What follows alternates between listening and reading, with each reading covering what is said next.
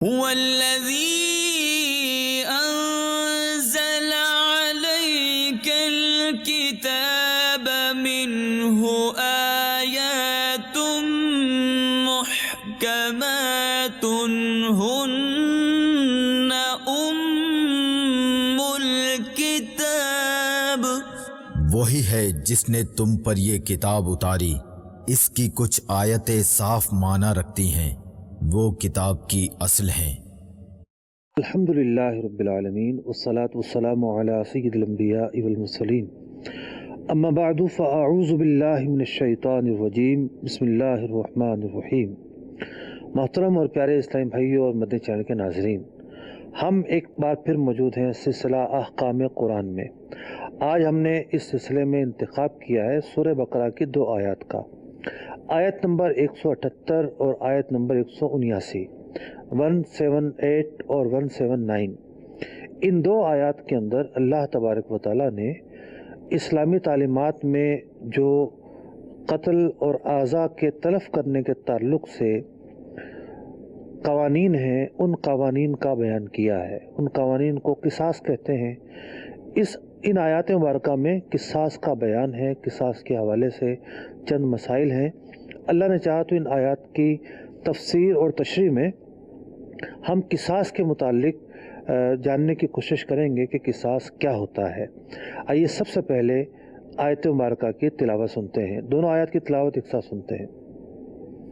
قرآن کی روشنی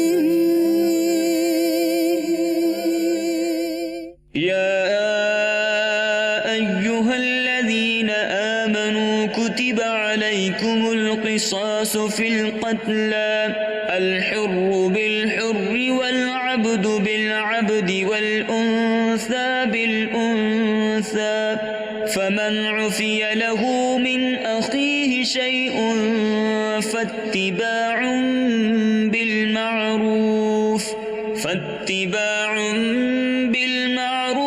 وأداء إليه بإحسان ذلك تخفيف من ربكم ورحمة فمن اعتدى بعد ذلك فله عذاب أليم ولكم في القصاص حياة يا أولي الألباب لعلكم تتقون۔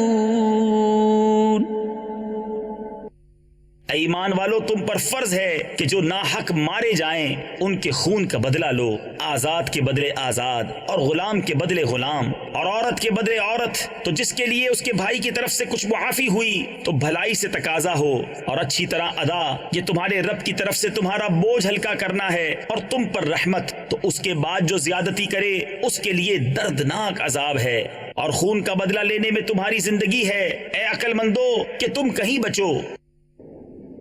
اور خون کا بدلہ لینے میں زندگی ہے۔ خون میں زندگی کس طرح ہو سکتی ہے؟ یہ سوال اور اس آیت مبارکہ کے تحت، بلکہ ان 2 آیات کے تحت آج ہم نے کن کن موضوعات پر گفتگو کرنی ہے۔ آئیے سب سے پہلے موضوعات کو ملاحظہ کرتے ہیں، آج کن کن موضوعات پر گفتگو ہوگی۔ قرآن کی روشنی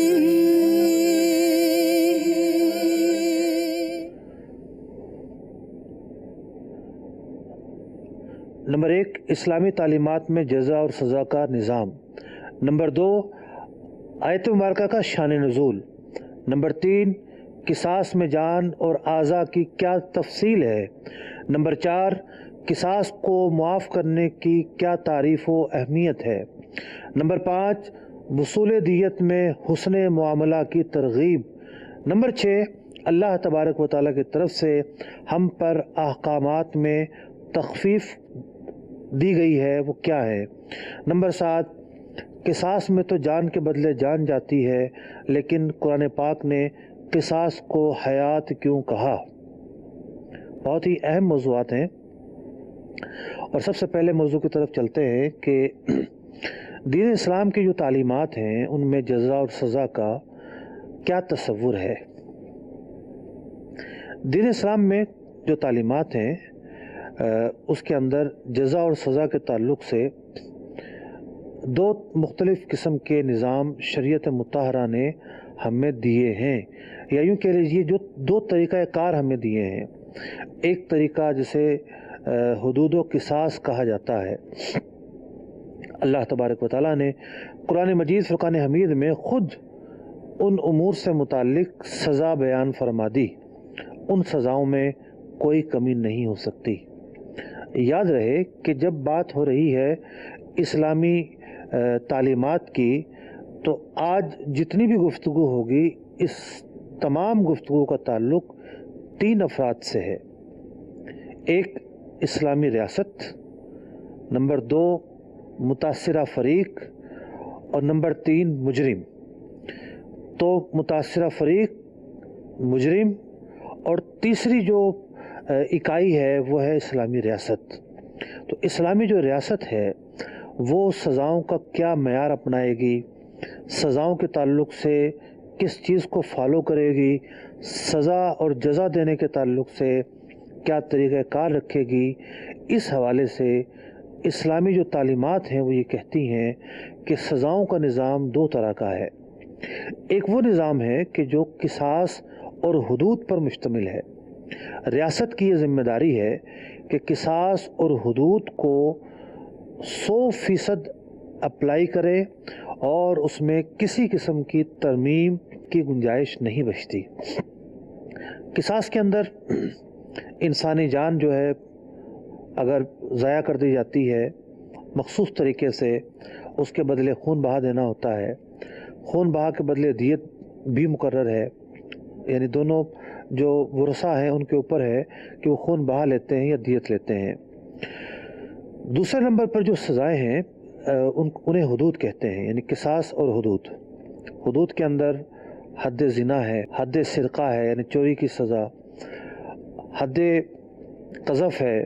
یہ وہ سزائیں ہیں کہ جن کا بیان اللہ تبارک و تعالیٰ نے خود قرآن مجید فرقان حمید میں بیان کیا ہے۔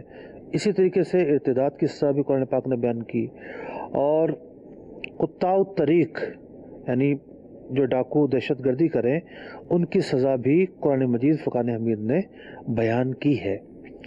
تو سزاؤں کا جو ایک پہلو ہے وہ ہے حدود و قصاص، اور سزاؤں کا جو دوسرا پہلو ہے اسے تعزیر کہتے ہیں۔ تعزیر قاضی کی ثوابدید پر اور ریاست کے اپنے بنائے ہوئے قوانین پر مشتمل ہوتی ہے۔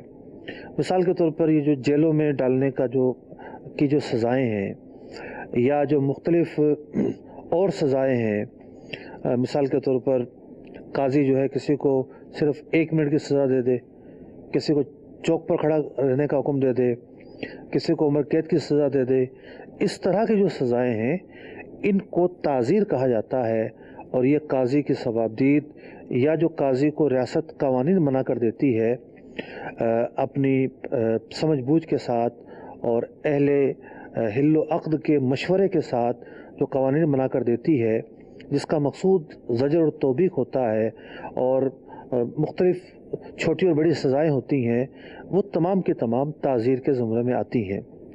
تو ایک بات تو کلیئر ہے کہ تعزیر کے اندر کمی بیشی ہو سکتی ہے۔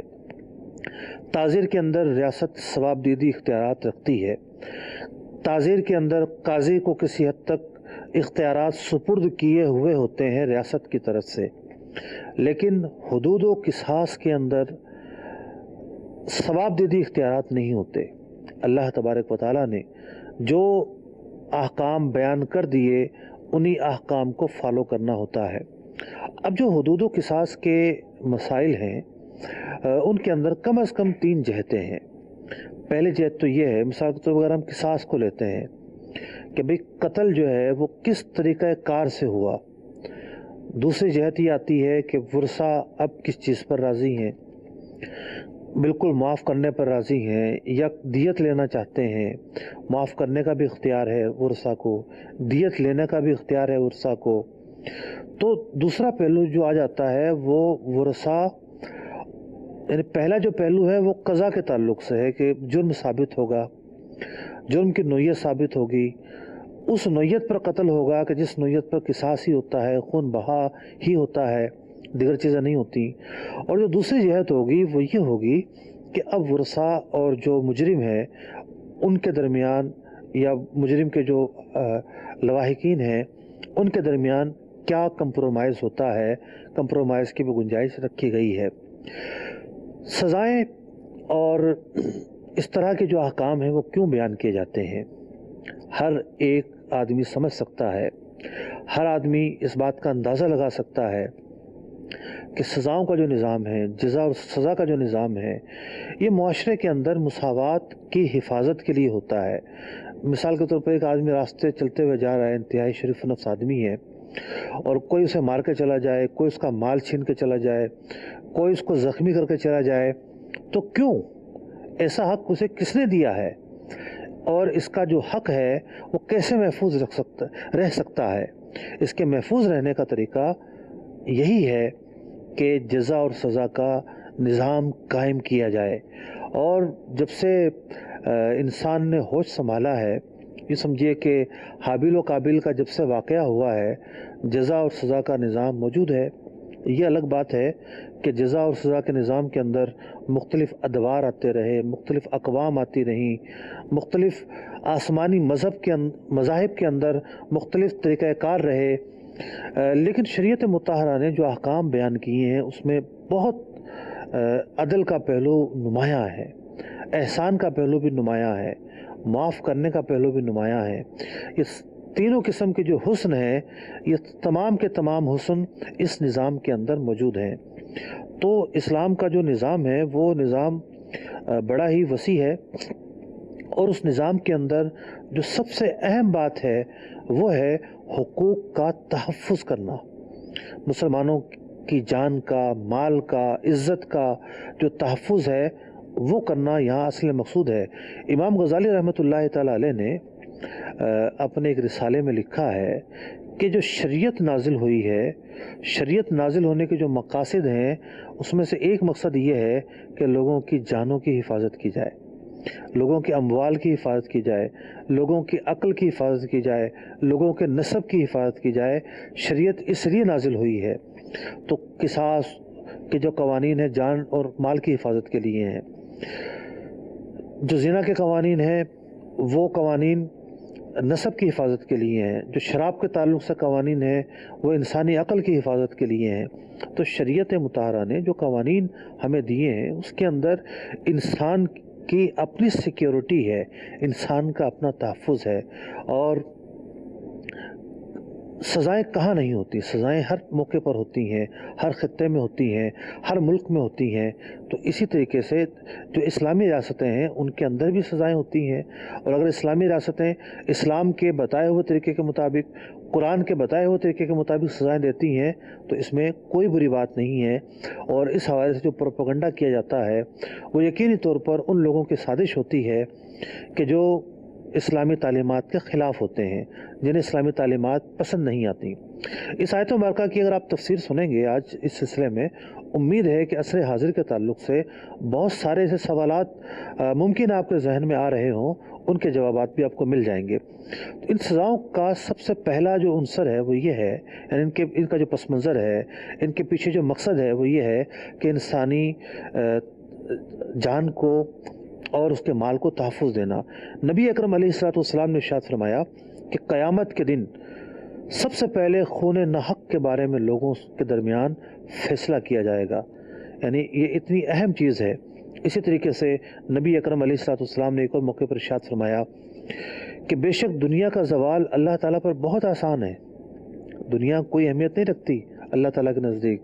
فرمایا ایک مسلمان کے قتل سے اس کا زوال ممکن ہے، اللہ تعالیٰ چاہے اس کا غضب جو ہے وہ جوش پر آئے تو وہ جو چاہے کر سکتا ہے۔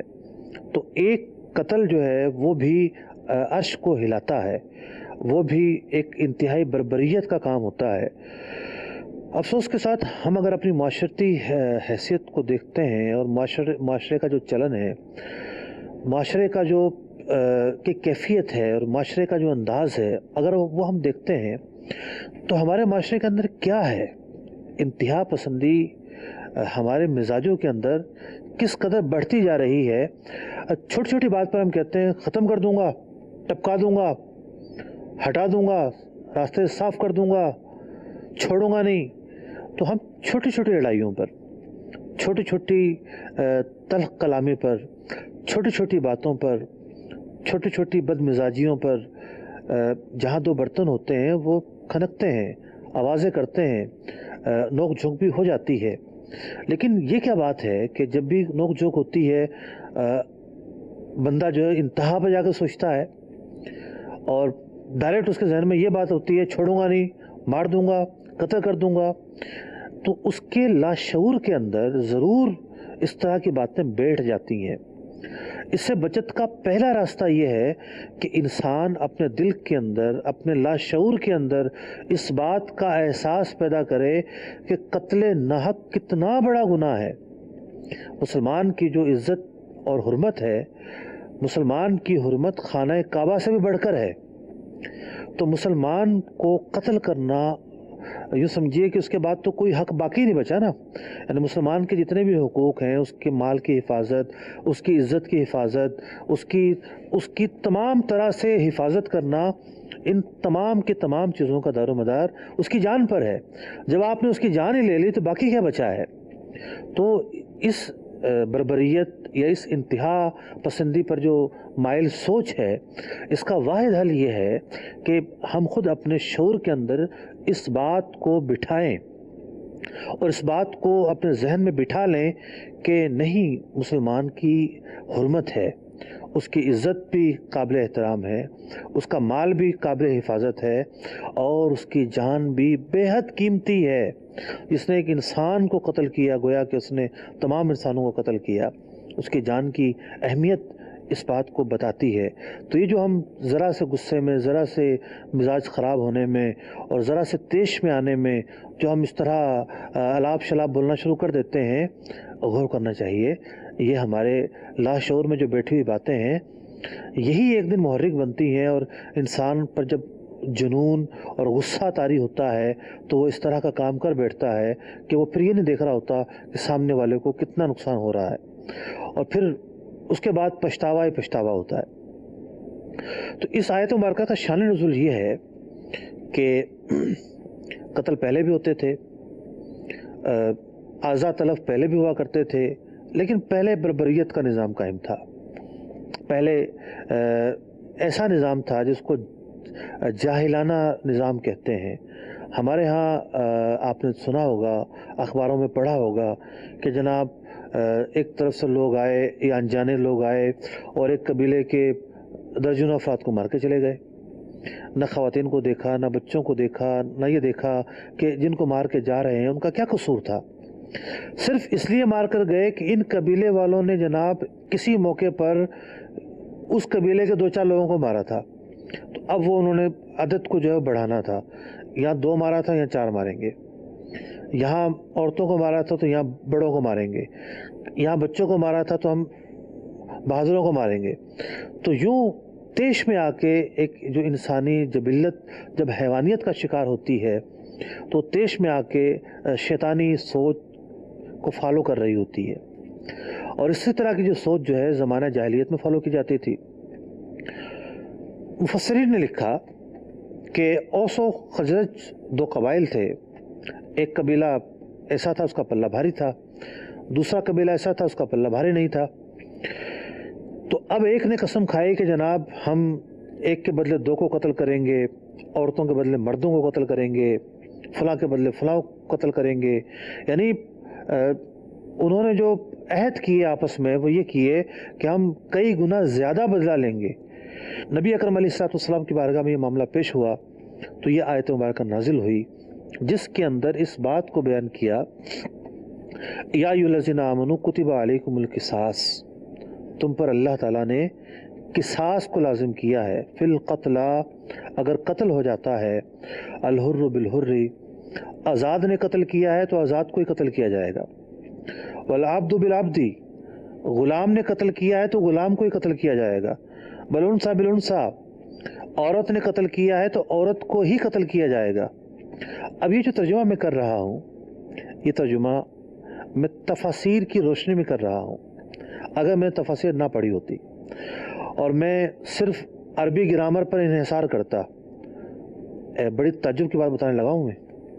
اور وہ جو لوگ کہتے ہیں نا جی قرآن ڈائریکٹ پڑھو، براہ راست پڑھو، کسی سے رہنمائی لینے کی کیا ضرورت ہے، مولانا سے پوچھنے کی کیا ضرورت ہے، تو میں آپ کو بتانے لگا ہوں کہ عربی محاورے کے مطابق اس آیت کا ترجمہ یہ بن رہا ہے کہ ایک ترجمہ یہ بن رہا ہے ظاہری ترجمہ، اگر کوئی آزاد قتل کر دیا جائے تو آزاد کو قتل کرو، غلام قتل کر دیا جائے تو غلام کو قتل کرو، عورت کو قتل کر دیا جائے تو عورت کو قتل کرو. اب زید مثال کے طور پر عورت کو قتل کر دے اور بجائے زید کو قتل کرنے کے اس کے گھر کی کسی عورت کو قتل کیا جائے، یہ تو انصاف نہیں ہے. مفسرین نے بیان کیا ہے کہ اس آیت کا مطلب یہ نہیں ہے جو ظاہر سے سمجھ میں آتا ہے کہ جناب عورت قتل کرے تو عورت کو قتل کیا جائے گا، بلکہ مطلب یہ ہے کہ اگر قتل کرنے والی عورت ہے تو اسی عورت کو قتل کیا جائے گا، کسی اور کو نہیں. قتل کرنے والا غلام ہے تو اسی غلام کو قتل کیا جائے گا، یعنی ریاست اسی غلام کو سزا دے گی، کسی اور کو نہیں. قتل اگر آزاد نے کیا ہے تو اسی آزاد کو قتل کیا جائے گا، کسی اور کو نہیں.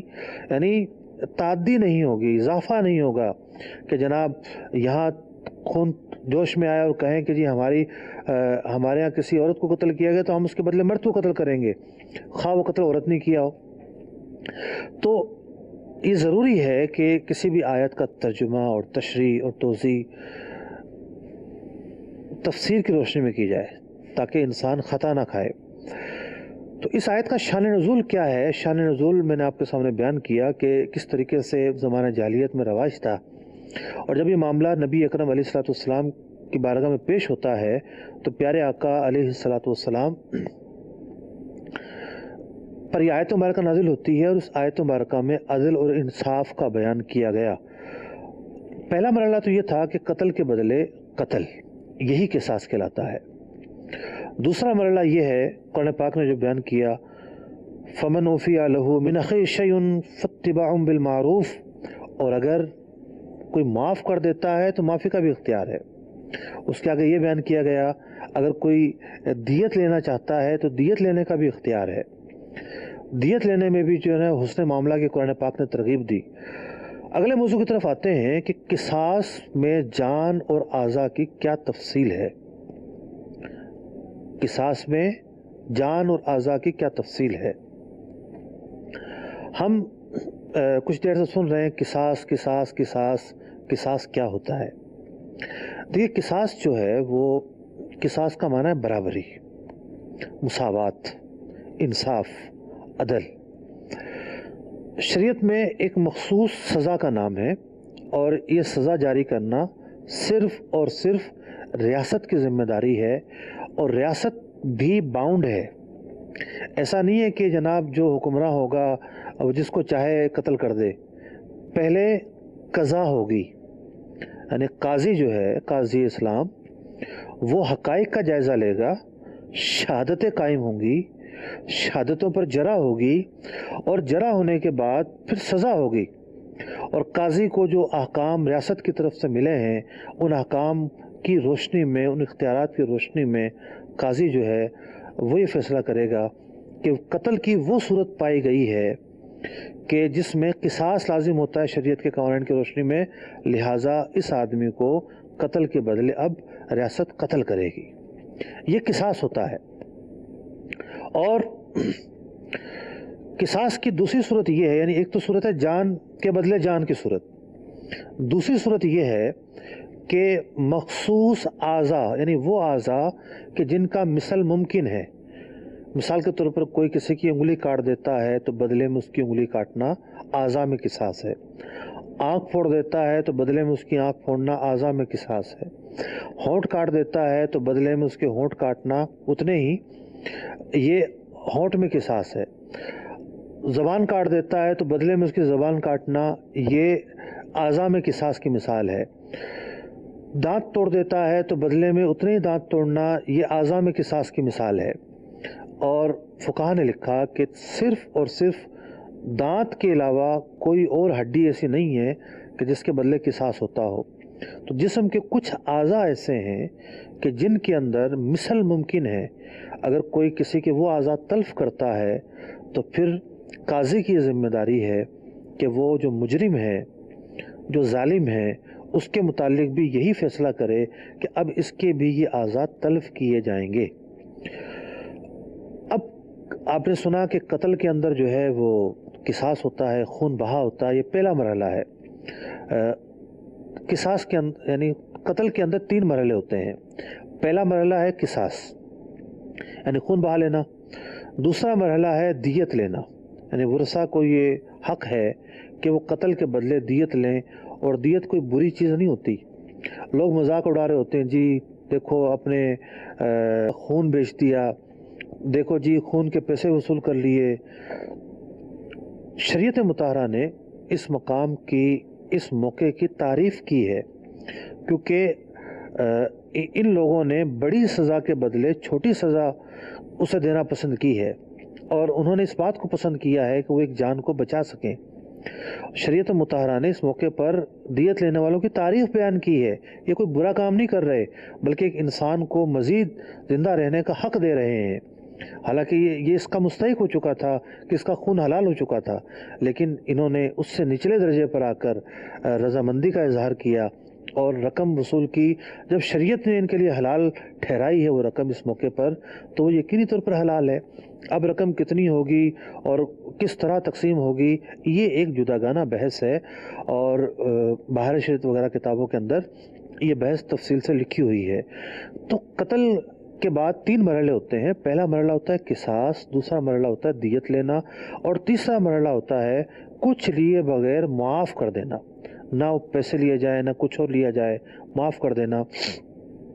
تو اس سے یہ ہوتا ہے کہ وہ معاملہ ٹھنڈا ہو جاتا ہے، دیت لینے میں بھی ٹھنڈا ہو جاتا ہے، معاف کرنے میں بھی ٹھنڈا ہو جاتا ہے، اور اب وہ جو دونوں طرفہ ایک مطلب کہ ایک جذبات ہوں گے اور ایک سوچ ہوگی بدلہ لینے کی، وہ سوچ اس عمل سے ٹھنڈی ہو جاتی ہے، اور یہ جو برا عمل ہے پھر اگلی نسلوں میں منتقل نہیں ہوتا۔ اور اگر یہ نظام نہ ہو تو پھر یہ لوگ اپنے فیصلے خود ہی کرتے رہیں اور ایک دوسرے کو مارتے رہیں۔ تو قتل پہلا مرحلہ ہے، یعنی خون کے بدلے خون، اس کے اندر بھی تفصیل ہے۔ فقہ نے قتل کی 5 اقسام بیان کی ہیں کہ قتل کی 5 اقسام ہیں، اور جو پہلے قسم کا اگر قتل پایا جائے گا تو صرف اور صرف اسی قتل کی صورت میں خون بہا ہوگا۔ بقیہ 4 صورتیں پائی جائیں گی تو جان کے بدلے جان نہیں لی جائے گی، صرف اور صرف دیت ہوگی۔ جان کے بدلے جان قتل کی ان 5 قسموں میں سے پہلی قسم میں مطلب کہ لینے کا حکم ہے قاضی کے لیے۔ قتل کی 5 قسمیں ہیں۔ پہلا قتل کہلاتا ہے قتل عمد، عین میم دال عمد۔ دوسرا کہلاتا ہے شبہ عمد، تیسرا کہلاتا ہے قتل خطا، چوتھا کہلاتا ہے قتل قائم مقام خطا، اور 5ویں قسم کہلاتی ہے قتل بالسبب۔ قتل عمد یہ ہوتا ہے کہ کسی دھاری دار آلے کے ذریعے قصداً، ارادتاً کسی کو قتل کیا جائے یا آگ سے جلا دیا جائے۔ گولی وغیرہ جو ہے یہ آگ ہی کے حکم میں آتی ہیں۔ تو اگر کوئی ارادے کے ساتھ جو ہتھیار قتل کے لیے استعمال ہوتے ہیں ان کے ذریعے وہ قتل کرتا ہے تو یہ قتل عمد ہے۔ دوسری صورت یہ ہے قتل شبہ عمد، یعنی جو پہلی قسم ہے صرف اس کے اندر خون بہا ہے، یعنی جان کے بدلے جان اور قصاص صرف پہلی صورت میں ہے، قتل کی بقیہ صورتوں میں صرف اور صرف دیت ہے۔ دوسری صورت کیا ہے؟ اب دیکھیے یہ صورتیں بنا کے جو قاتل ہے اس کے ساتھ کتنی نرمی اور تخفیف رکھی گئی ہے۔ اسلامی تعلیمات کے اس نظام کو سمجھیے۔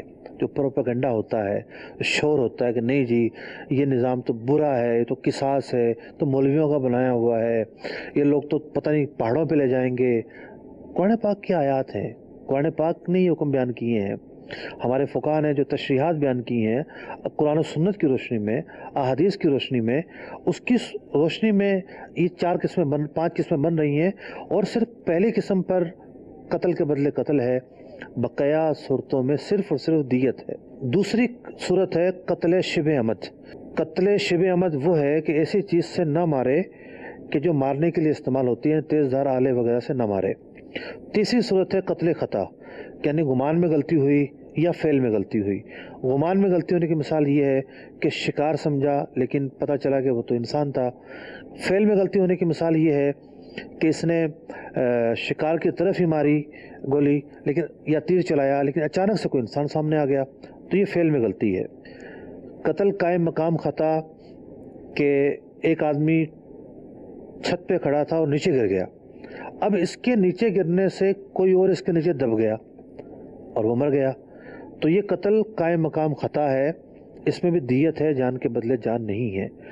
اور جو پانچویں صورت ہے وہ ہے قتل بالسبب، کسی نے دوسرے کی زمین میں کنواں کھود دیا، دوسرے کی زمین میں جا کے بڑا پتھر رکھ دیا، لکڑیاں ڈال دی، اور اس کی وجہ سے کوئی کنویں میں گر گیا یا پتھر سے جو ہے وہ چوٹ جا رہا تھا، گرا اور سر پھٹ گیا اور ہلاک ہو گیا اور اس کا انتقال ہو گیا، تو اس صورت کے اندر بھی دیت ہے، جان کے بدلے جان نہیں ہے۔ تو آپ نے ملاحظہ کیا کہ جو قصاص ہے اس کا دائرہ کہاں تک ہے اور قتل کی مزید کتنی صورتیں ہیں اور کتنی صورتوں میں دیت ہے۔ اگلے موضوع کی طرف چلتے ہیں۔ آج اس آیت مبارکہ کے تحت جو باتیں ہو رہی ہیں، اللہ تبارک و تعالیٰ نے قصاص کو معاف کرنے کی تعریف و اہمیت یہاں پر بیان کی۔ فرمایا گیا تو جس کے لیے اس کے بھائی کی طرف سے معافی ہو، دوسری صورت بیان ہو رہی ہے۔ اب کوئی قتل کے بدلے قتل ہی بن رہا تھا لیکن معاف کر دیا گیا، تو معاف کرنے کی بھی اہمیت یہاں پر بیان ہوئی۔ ایک حدیث پاک میں آتا ہے کہ حضرت ربی رضی اللہ تعالیٰ عنہ، جو حضرت انس رضی اللہ تعالیٰ عنہ کی پھپھی تھی، انہوں نے ایک انصاریہ عورت کے دانت توڑ دیے۔ وہ لوگ نبی اکرم علیہ السلام کی خدمت میں حاضر ہوئے، نبی اکرم علیہ السلام نے قصاص کا حکم دیا۔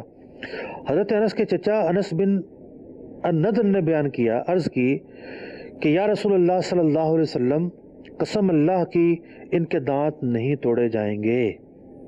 یعنی انہوں نے اپنا ایک گمان قائم کرتے ہوئے قسم اٹھا لی کہ دانت نہیں توڑے جائیں گے۔ ان کا ذہن یہ تھا کہ اللہ تعالیٰ کوئی صورت نکالے گا اور کوئی ایسا معاملہ مطلب کہ فرمائے گا کہ جو متاثرہ فریق ہے وہ معاف کر دے گا، اور یہی ہوا کہ متاثرہ فریق نے دیت قبول کر لی۔ نبی اکرم علیہ السلام نے ارشاد فرمایا، اللہ تعالیٰ کے بعض بندے ایسے ہوتے ہیں کسی کام پر قسم اٹھا لیں، اللہ تعالیٰ ان کی بات رکھتا ہے اور پوری فرماتا ہے۔ تو یہاں پر ایک صورت تھی کہ قصاص بن رہا تھا لیکن اس کے بدلے دیت قبول کی اور سامنے والے کو رعایت دی، معافی دی۔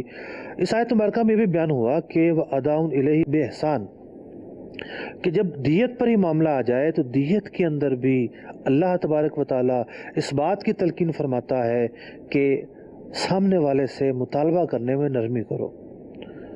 نرمی کئی صورتیں ہو سکتی ہیں، قسطوں میں دیت باندھ دی جائے، سامنے والا تنگ دست ہے تو کچھ مہلت دی جائے، جتنی دیت بنتی ہے اتنی لی جائے، اس سے زیادہ نہ لی جائے۔ تو دیت پر بھی اگر معاملہ آ گیا ہے تو قرآن پاک کہتا ہے وَأَدَاءٌ إِلَيْهِ بِإِحْسَانٍ، دیت کے معاملے میں بھی حسن رویہ اختیار کرو، ترشی نہ لے کر آؤ، زیادہ نہ مانگو، بلا وجہ شرعی پریشر نہ ڈالو۔ اس معاملے کے اندر بھی دیکھیے قرآن مجید فرقان حمید نے کس قدر جو ہے وہ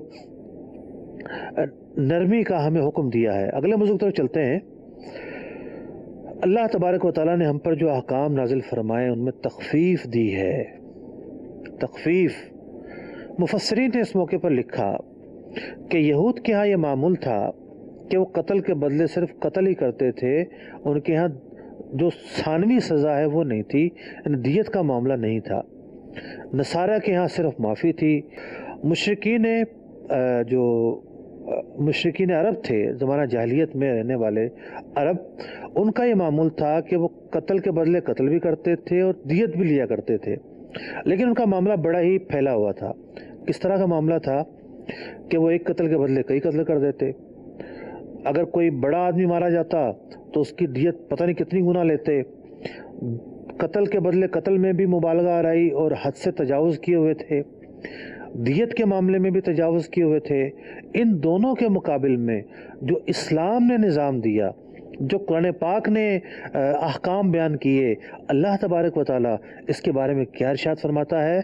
ذالک تخفیف من ربکم ورحمہ، اللہ تعالیٰ کی طرف سے یہ احکامات تم پر تخفیف ہیں اور رحمت ہیں۔ قربان جائیے، شریعت کہتی ہے، اللہ تبارک و تعالیٰ ارشاد فرماتا ہے یہ احکام تو تخفیف ہیں، رحمت ہیں، تمہارے لیے فائدہ ہے، بھلائی ہے۔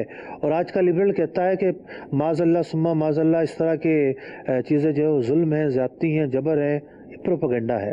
مسلمان کو قرآن کو مضبوطی سے تھام لینا چاہیے اور قرآن کو سمجھنا چاہیے۔ جب ہم قرآن کو سمجھیں گے اور قرآن کی روح کو سمجھیں گے تو ہمیں پتہ چلے گا کہ حقیقت کیا ہے۔ تو گفتگو یہ ہو رہی تھی کہ ان تمام معاملات کی کیا حقیقت ہے۔